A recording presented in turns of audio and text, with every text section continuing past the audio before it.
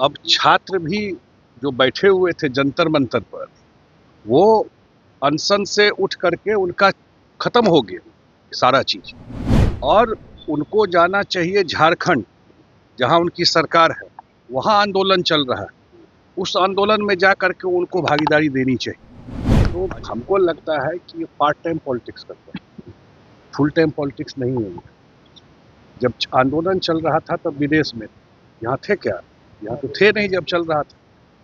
जब मुद्दा सब खत्म हो गया, डिसेंसी का सारा लिमिट वो क्रॉस कर गया।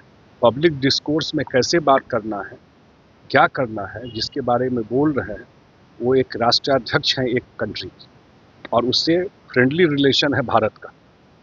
मैं इटली की बात कर रहा हूँ। क्या उसको बोलता है, मैं वो बोलना नहीं चाहता हूँ, बिहार में एक वर्ड होता है, तो वो लफुआगिरी सुनता है ना। इसकी क्या तरीका है? ये तो डिसेंसी की सारा पैरामीटर तोड़ने वाली बात है कि वो बहुत लेट हो गए। पेपर लीक या उससे जो रिलेटेड घटना है उसको रिजॉल्व कर दिया गया।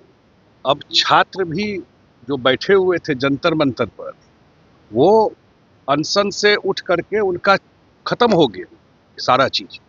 तो और उनको जाना चाहिए झारखंड, जहां उनकी सरकार है, वहां आंदोलन चल रहा है। उस आंदोलन में जा करके उनको भागीदारी देनी चाहिए। और जिस तरह छात्रों की पिटाई अभी रांची में हुई, तो वो हमको लगता है कि उनको, आप तो जान रहे हैं कि परीक्षा भी हो गया, रिजल्ट भी आ गया, और उसके बाद नया कानून भी बन गया, और जो कुछ डिमांड था छात्रों का, यहाँ तक कि शिक्षा मंत्री का भी इस्तीफा हो गया। अब सब कुछ तो हो चुका है। अब बिहार की जहाँ तक बात करते हैं, मैं देखा सीवान की बात करता हूँ, तो सीवान में तो जो एक्शन लेना था बिहार सरकार ने ले ली, FIR हो गया, उसके ऊपर निलंबित हो गया। इसलिए, और यहाँ पर भी जो भी लोग इससे जुड़े, जो एग्जाम हुआ, जो लोग इसमें इन्वॉल्व थे, उनको वो भी अरेस्ट हो गए। तो हमको लगता है कि ये पार्ट टाइम पॉलिटिक्स करते हैं, फुल टाइम पॉलिटिक्स नहीं है। जब आंदोलन चल रहा था तब विदेश में, यहाँ थे क्या? यहाँ तो थे नहीं जब चल रहा था। जब मुद्दा सब खत्म हो गया, चीजें बिल्कुल ट्रैक पे सब आ गई, उसके बाद आकर के आंदोलन करने जा रहे हैं। तो ठीक है अपना। सर, एक सवाल आपने सदन में उठाया था, ये फरक्का बराज वाला मामला जो है, क्या मतलब पूरा इससे क्या फायदा क्यों होगा? आगे बैठिए हम लोग क्यों आते हैं? फरक्का बराज वाला जो मामला था, क्यों क्या है? पैसा दिया था? फरक्का बराज वाला जो मामला था सर, आपने कहा कि जल संधि जो सरकार आगे नहीं बढ़े बांग्लादेश के, क्या होगा मतलब इससे बिहार में? देखिए, मैं आप लोगों से भी अपील कर रहा हूँ, जो पत्रकार आप साथी हैं, इसी स्टेट के रहने वाले हैं, और बिहार में मुझे समझ में एक बात नहीं आती है कि जो उसके इंटरेस्ट का मुद्दा है बिहार का, उस पर भी हम लोग चुप रह जाते हैं। 1996 से 1996 में ये इंडो बांग्लादेश वाटर ट्रीटी, उस समय सरकार थी UPA की,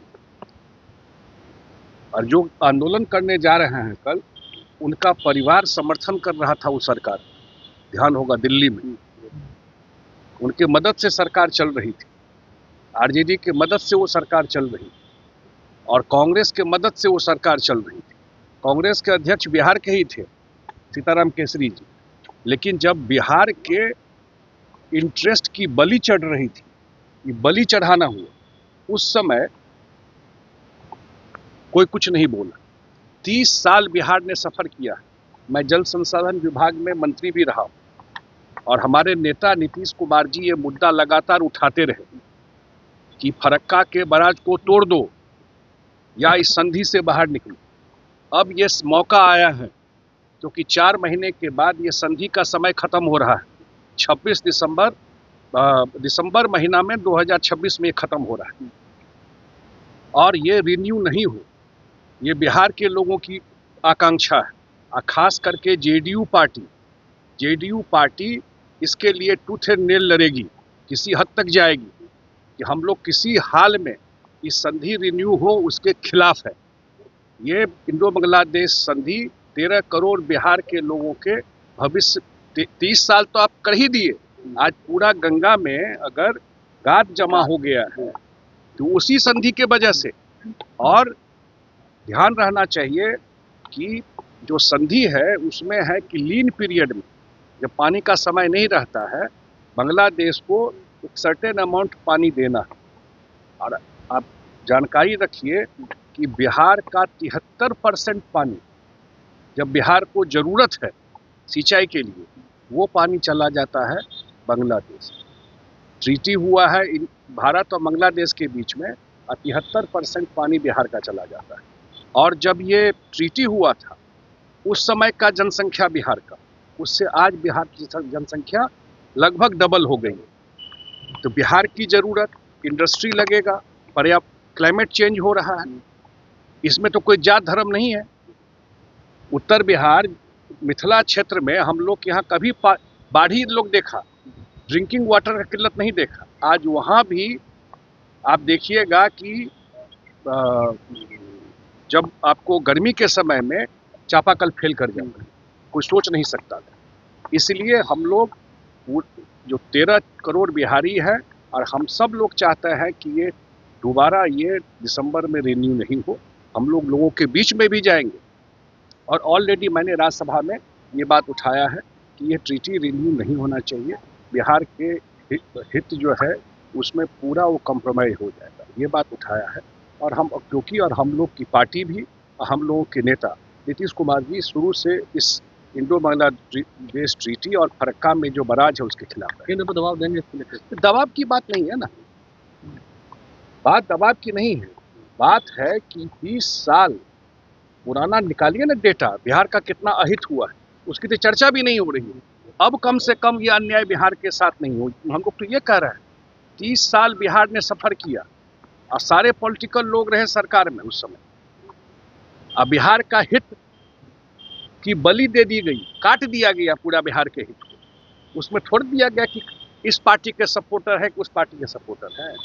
उसमें तो पूरा बिहार के जनता का इंटरेस्ट कंप्रोमाइज कर दिया गया है। क्योंकि गुजराल साहब का इच्छा हुआ कि हम गुजराल डॉक्ट्रिन बना दिए। निकालिए पुराना डॉक्यूमेंट, जो हम बड़े राष्ट्र हैं तो जो बगल का राज्य है उसको हम सब कुछ दे दें। तो आप दे दो ना, बिहार का काहे नाश कर रहे हो?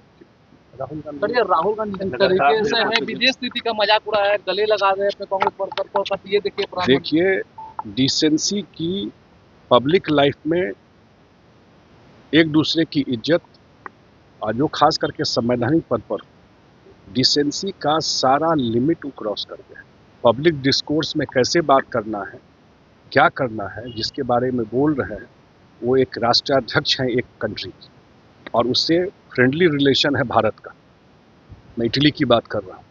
और जिस तरह की भाषा का प्रयोग, जिस तरह का गेस्चर का प्रयोग पब्लिक डिस्कोर्स में, कोई तो क्या उसको बोलता है, मैं वो बोलना नहीं चाहता हूँ, बिहार में एक वर्ड होता है तो वो लफुआगिरी सुनते हैं ना, इसकी क्या तरीका है? ये तो डिसेंसी की सारा पैरामीटर तोड़ने वाली बात है। गोल, जहां 28 वर्षों के सफर में 18,000 से भी अधिक छात्रों ने डॉक्टर एवं इंजीनियर बनकर भरे सफलता की ऊंची उड़ान, जहां साधारण छात्र भी असाधारण सफलता प्राप्त कर बना रहे इतिहास। दूरदर्शी शिक्षाविद श्री बिपिन सिंह के मार्गदर्शन में मेडिकल एवं इंजीनियरिंग के लाखों छात्रों के लिए आशा की किरण के रूप में गोल द रिजल्ट फैक्ट्री